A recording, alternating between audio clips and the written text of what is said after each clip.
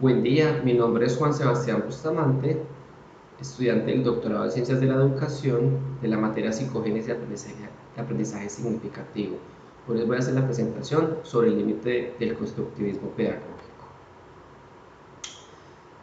Múltiples disciplinas se han ocupado del estudio del hombre, de su comportamiento y cuáles son los factores que en él intervienen. Es así como diferentes autores han aportado a estas teorías para, de esta manera, ampliar la comprensión del conocimiento y el aprendizaje, y evidenciar que no existe solo una teoría que sea la omnipotente con relación al aprendizaje. Todo lo contrario, son muchas las que se anteponen como un todo, y la generación del conocimiento se potencializa en la medida que sea posible la interacción entre todas estas teorías. Para iniciar, observemos qué es el constructivismo. El constructivismo es un conjunto de posturas de tipo epistemológico y pedagógico frente a una realidad natural, humana y social. Y adicionalmente se ha establecido que el constructivismo como un concepto, una filosofía y una metodología para la transformación y el aprendizaje. Por eso su importancia.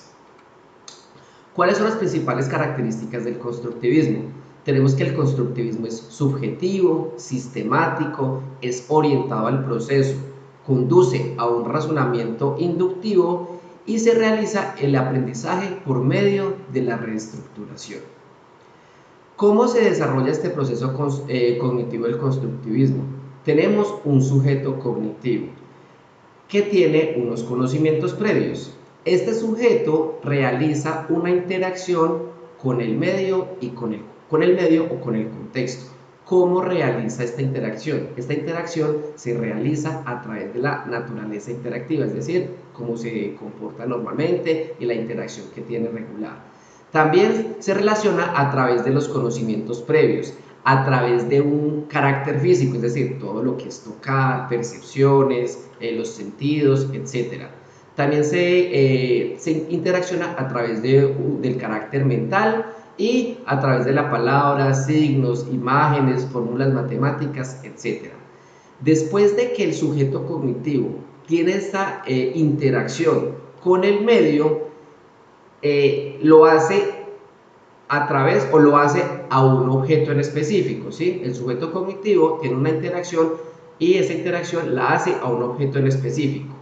Después de que interacciona con ese objeto, construye una realidad.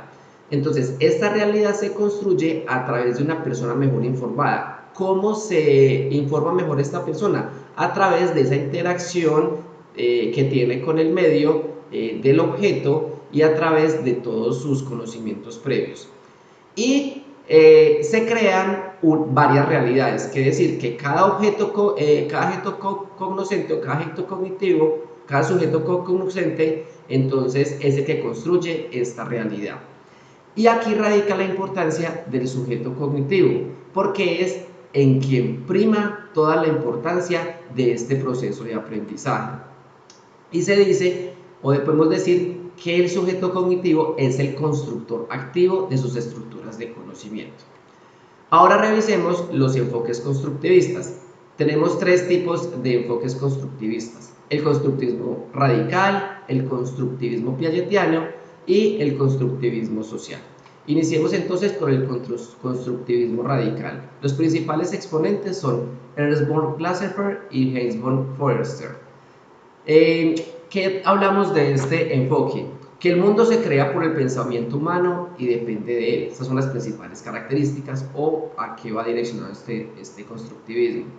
Se basa en las teorías de Vygotsky, la epistemología genética de Piaget y la teoría de la percepción de Berkeley. Y nos dice que el conocimiento de la realidad es una construcción inventada en cierto grado por aquel sujeto que la observa, basado en sus percepciones y sus datos empíricos, es decir, su paradigma o su marco teórico mental. Este constructivismo radical plantea dos principios. El primero es que el sujeto cognoscente es el artífice de su propio conocimiento.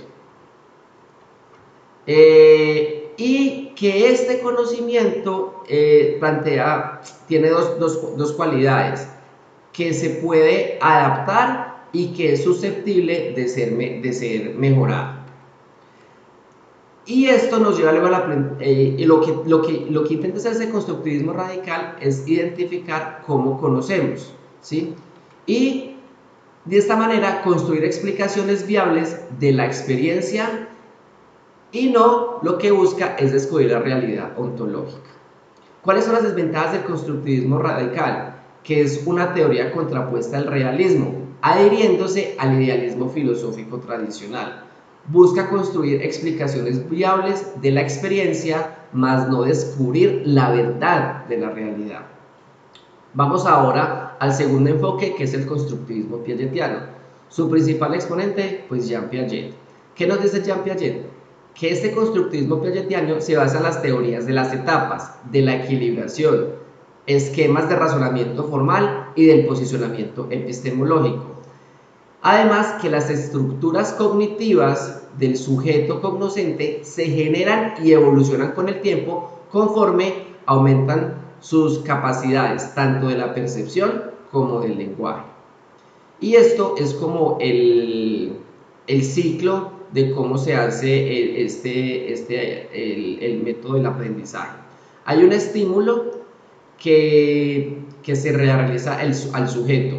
Este tiene unos procesos intermedios a través de su interacción con el medio.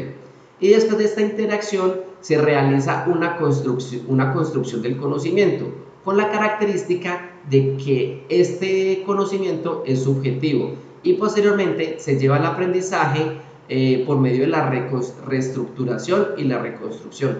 Todo esto inmerso dentro de un entorno que le brinda ciertas capacidades o ciertas cualidades al sujeto, un entorno desde el punto de vista ambiental, social y cultural. Entonces tenemos que el sujeto tiene su conocimiento, y que este, a medida que va teniendo sus etapas, sus esquemas del mundo van mejorando y se van aumentando. Y esto a su vez hace que el aprendizaje del sujeto se mejore. Desventajas: que el constructivismo piagetiano tiene mayor enfoque en estudiar los problemas y no los contenidos. Cada estudiante se organiza con su propio ritmo de aprendizaje, por eso a veces es complicado o difícil hacer como una estructuración de una clase para todos, porque cada estudiante va a su ritmo. Finalmente, revisemos el constructivismo social. Los principales exponentes: R. Driver y J. Isley. ¿Qué nos dice ese constructivismo social? Que los logros se obtienen más de las capacidades específicas y la experiencia previa que los niveles de funcionamiento cognitivo. Que el aprendizaje se basa en la integración, el establecimiento de relaciones entre el contexto social y cultural, y la ampliación de los conocimientos presentes en el individuo, gracias a esa relación del ambiente social y cultural.